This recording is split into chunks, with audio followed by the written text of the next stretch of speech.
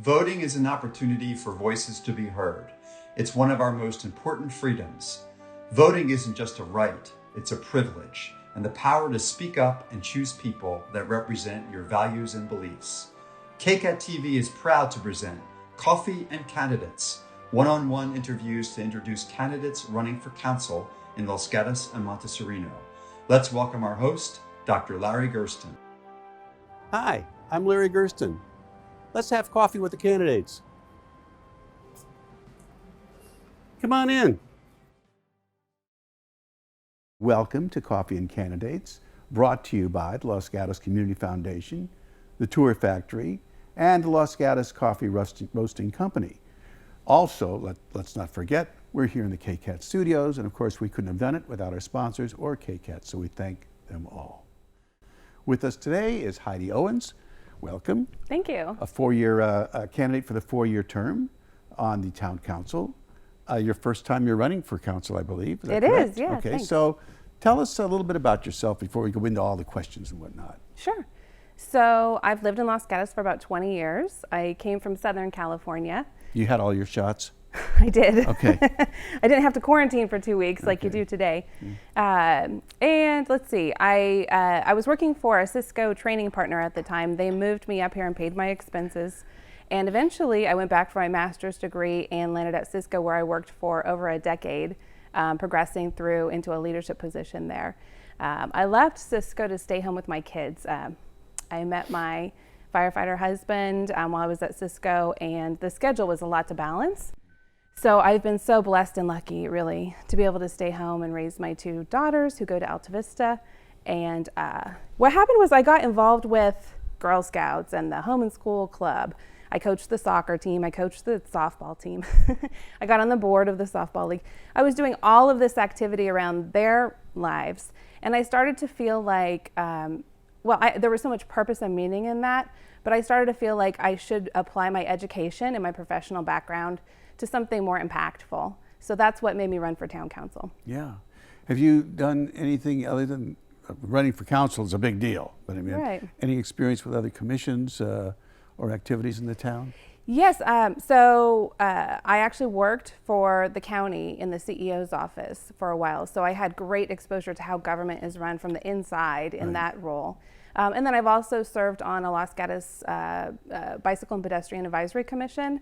And I currently serve, actually Mike Wasserman recommended me for the County Commission on Consumer Affairs. I'm a privacy advocate, so that's what I do on that commission.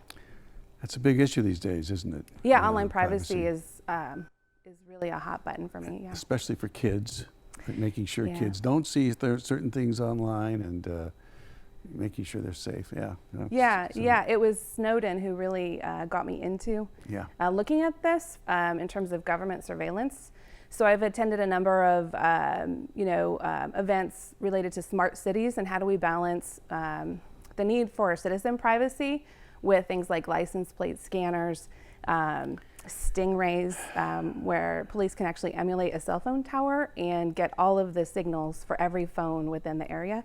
So it's a balancing act, but I for sure lean toward the privacy side, both for government surveillance and for online consumer privacy. Yeah.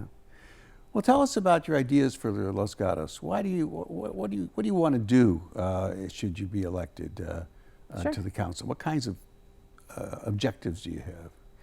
Well, I have so many. Supervisor Ellenberg gave me great advice. She said, make it 3. And that seems to be the favorite number. It does. So it's hard to break down a long list of issues into 3. So the main issue is really quality of life. The second issue is safety and sustainability. And the third issue is prudent financial management for the town's budget. Tell us how you would work toward making all of those better. Sure. So on quality of life, there are a number of issues. The main thing I'm concerned about is our lack of funding for senior services.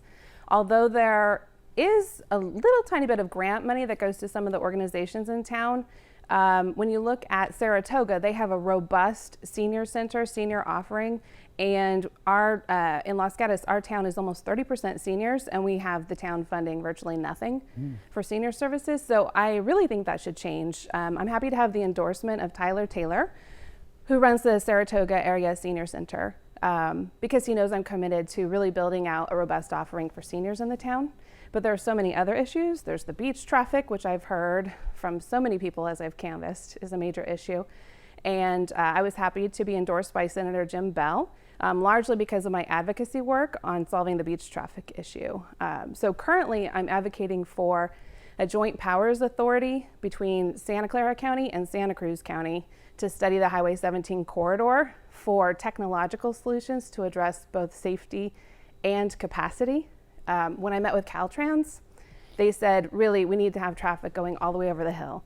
Many of the other projects which are approved and which will be going forward in terms of merging won't solve the major issue, which is capacity.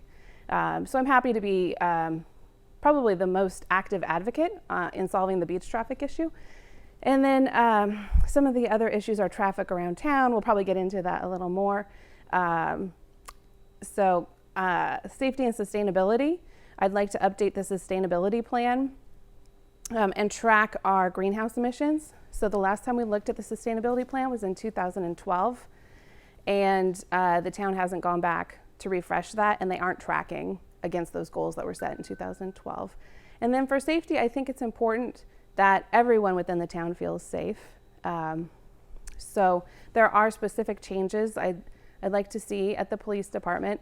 And I was really happy to get input from Los Gatos Anti-Racism Coalition on those concepts. They support them, but so does the Police Foundation. I met with them the day before yesterday, and they loved all the ideas that I have, and they're all in support of Chief DeCina and his leadership, which is fantastic. The final issue is prudent financial management, and I think we'll talk more about that as we go on. So I'll just leave that because I've talked quite a bit already. Okay, well, that's good. Well, we want to hear you talk. That's why we're doing this whole program, to get your thoughts, and you've given us some good ones here. Let's drill down a little bit and talk about what's going on, the COVID-19 crisis and how it's impacted retail and restaurants and whatnot downtown. Your thoughts about that? Well, I'm really happy that I was able to successfully lobby the town council along with about 20 other businesses in the chamber to create the structure we have now, where we opened up parking for street dining. So what I'm hearing from the business leaders is a few different things. One is the bicycles are going on the sidewalk, and that's creating sort of a dangerous potential for collision. So I think it's really important we figure out a way to have a bike lane going through downtown. And then I'm also hearing they want more space for dining. And then there are sort of questions around, is the space in front of my restaurant my space, or is it shared space? So we need more clarity around, which tenants get to use which space at which times. So I think those are things that'll go into COVID response 2.0 that we'll do once we have a new council on board. And if the community wants it, I would support a one-way street going through North Santa Cruz so that we can create more space, we can have a bicycle lane, and then we also, like I said, we need to solve those sort of territory issues. We had a one-way street a couple of years ago, right? Yeah, they did during trial. the summer. Right. Coming in and then going out on University. Was that thought to be a success? No, well, so there was a 4-month trial for a one-way street. And Matt Morley, who's our Parks and Public Works Director, did a fantastic job on this. Considering, a limited budget and limited amount of time, we trialed a number of different things all at the same time. So we tried the one-way street, we tried parklets, and we tried diagonal parking all at the same time. And so you really have to break it down. Some elements were universally disliked. The diagonal parking received no support at all. Nobody liked it.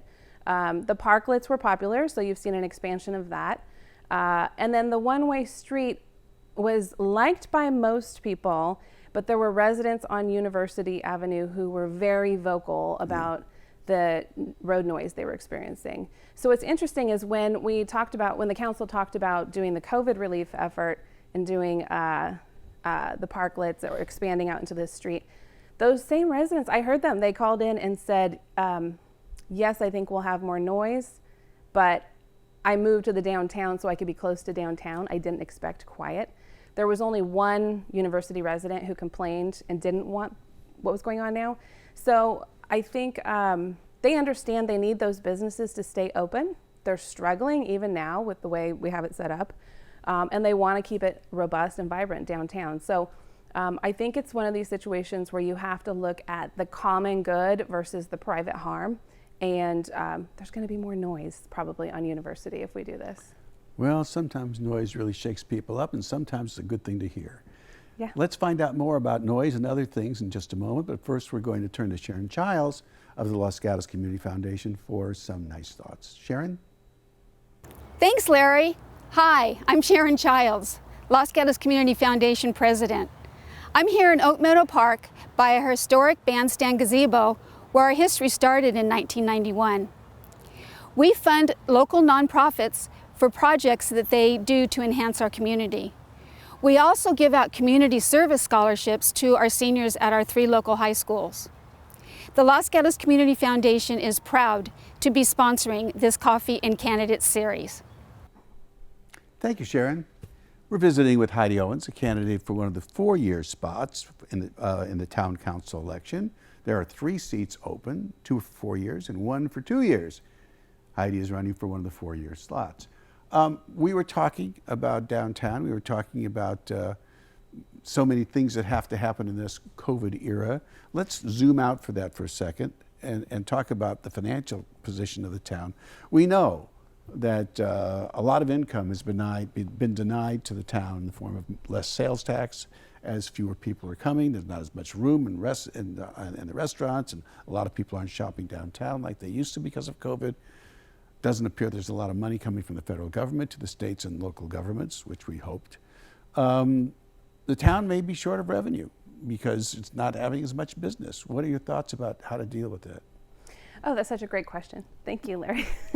I have a lot to say about it. So first, I want to poke on that a little bit because the town of Los Gatos is very well positioned on our budget because we have a much higher reliance on property taxes, which are more stable than sales taxes. In other cities, that's reversed and they're in trouble. The other thing I want to mention is that when you look at the sales tax revenue, most of it comes from our grocery stores, surprisingly. So we're not seeing the variability that they're seeing in other cities where you have a lot of reliance on restaurants or retail. Our sales tax has not been dramatically impacted as of yet, even with the downtown businesses struggling. So we're in a great position. I do think, though, over the course of time, in a couple of years, we will see the property tax revenues certainly flatten, if not decline. And we'll have to make tough decisions in the next few years. So it's important for the voters to know that they should elect candidates who align with their value systems when it comes to managing the budget. So that's what I want to say about that. I can tell you more about my philosophy of budgeting, if that's helpful too. Well, we may get to that, but let's go when we're talking about the town and its sources of income. One major source of income, of course, is going to be from the south portion of the North 40, once those houses are built up and all the other amenities. The developer wants to not build the 127-yard car, I don't want to say yard, car, parking garage. What are your thoughts about that? Well, I have some concerns about community development in general in the town. So my major concern is that the residents don't really pay attention or know what's happening with these large projects until the orange tent poles go up. And at that point, we're all sort of universally outraged and we say, no, we don't want it. But I think we need to change the whole approach. And the town, I believe, before there's even a plan submitted, the town, I believe, should be doing more to engage the public to create objective standards for what we want to go in these spaces. So that includes the North 40. That also includes places like, Los Gatos Lodge, which could turn over in the next few years. The car dealerships on Los Gatos Boulevard. So if I'm elected, what I would like to do is bring in Catalyze SV, which specializes in this type of community engagement, and really host sessions with all of our town commissioners as special meetings, as well as the public, to formulate what do we want in those spaces and start the conversation from there. So that's what I'd like to do. In terms of the North 40 specifically and the parking, I don't really have a strong opinion one way or the other. Like I said, I'd like to take a step back and really get the community engaged before the orange tent poles go up. But wasn't the community engaged when this whole development was approved? So the second portion of North 40, I don't think has been approved Well, no, I'm yet. talking about the first portion. That's where the parking structure is going to be, right? So they did community engagement, but it was actually Diane McNutt. So, I mean, we're talking many, many, many years ago. The town has changed so drastically since that time. So I really think we need to refresh the whole process. I mean, we can't wait for the plan to come into development before we talk to the residents and to the community about what we want to see. It's just out of order, in my opinion. So one of the key things I want to change is, you know, the engagement with the town. Most people don't really know what's going on with the town, frankly.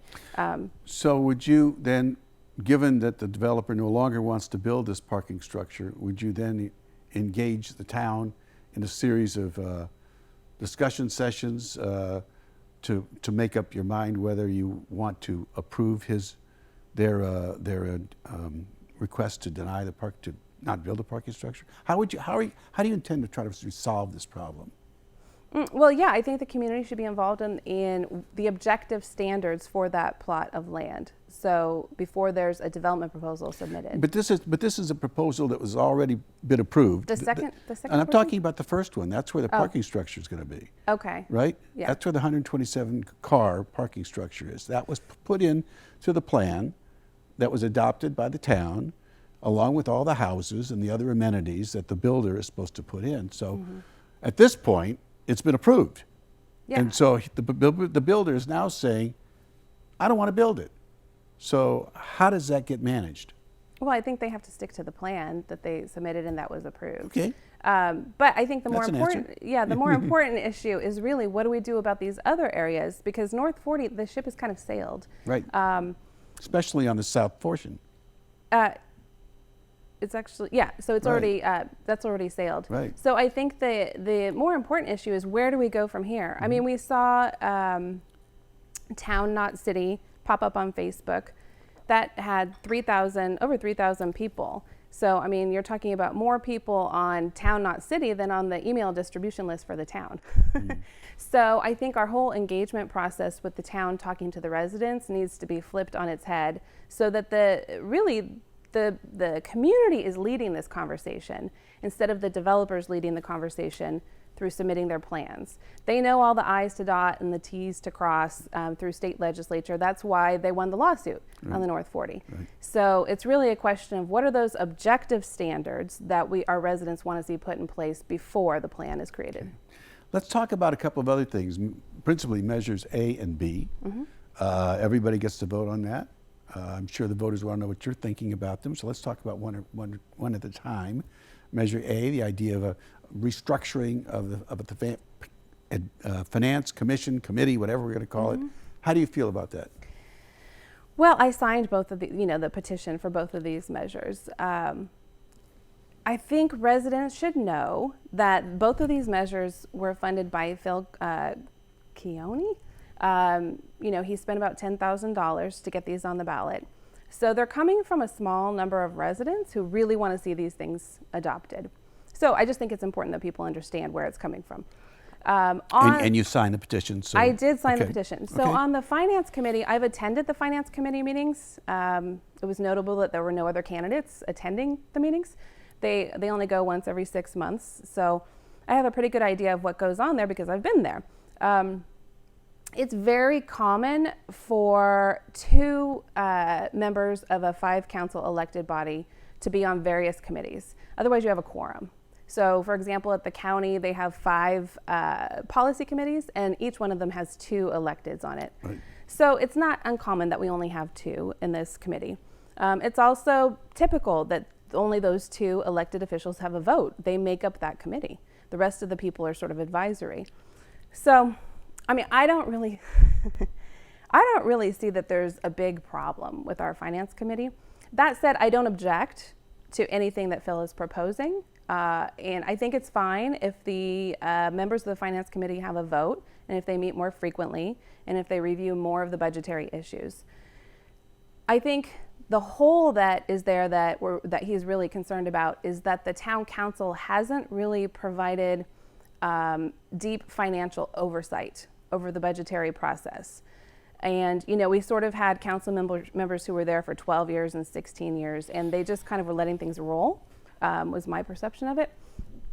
So he was trying to get, you know, more power to the people through this finance committee. So let's go quickly then to the second one, Measure B, right? When you just mentioned that some people are concerned about 12, 16 years. Yeah. Measure B, of course, has a maximum of 2 terms, off for at least 2 years before you run again if you choose to. How do you feel about that one?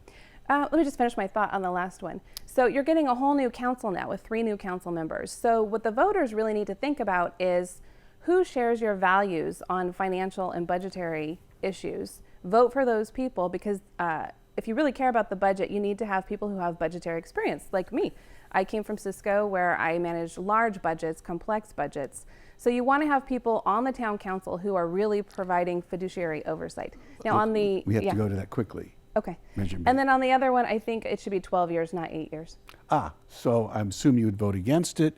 I don't want, or would you vote for it? And for now, well, again, this was launched because the current council was not giving up their, you know, they were not moving. Right. But your thoughts about this? But now we've got 3 new people coming in. Right. I think it should be 12 years, and I'd like to see the current council implement 12 years. Okay. It's important because the town manager is really empowered when you do short-term limits, and we already have an extremely powerful town manager who really sort of dictates to the council what they're going to do, frankly. So it's important that we have term limits, but 8 years really further empowers the town manager. Okay. A lot to digest here because of our nice meeting with Heidi Owens. I hope you've learned something from this and that you'll watch all of the other episodes of Coffee and Candidates. Until then, goodbye for now.